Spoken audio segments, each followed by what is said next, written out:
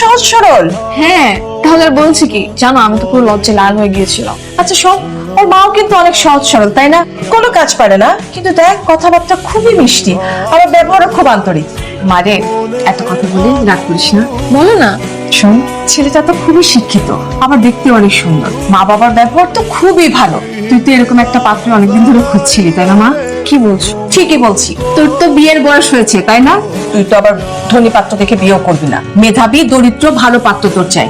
সব দিক থেকে চিন্তা করে দেখলাম এই ছেলেটা তোর জন্য একদম পারফেক্ট। ঠিক আছে, তুমি তাহলে ওর মার কাছে প্রস্তাব রাখো, দেখো কি বলে। তাহলে কালকে ওর মার সাথে আমি কথা বলবো, ঠিক আছে? স্যার, অনেকদিন তো হলো, এখন বিয়ের প্রস্তাবটা দিয়ে দেন। আমিও সেটাই ভাবছি। এ কি, আপনি এখানে কেন? ওর সঙ্গে কি করেন? ম্যাডাম, উনি ওনার ভুলটা বুঝতে পারছে, আমাকে আবার কাজে নিতে চায়।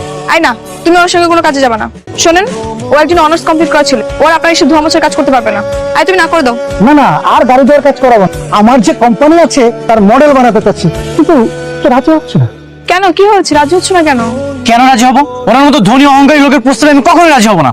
এই নিন আপনার সানগ্লাস ধরেন, এই নিন আপনার ঘড়ি, এই নিন আপনার ব্লেজারটাও রাখেন। আচ্ছা হয়েছে হয়েছে, শান্ত হও। তোমাকে ওনার কাজ করতে হবে না, আমি তোমার জন্য একটা নতুন চাকরির ব্যবস্থা করেছি। আসো আমার সঙ্গে। মনে রাখেন, আমাকে আর কখনোই রাখবেন না, আর আমি বড় লোক ঘৃণা করি।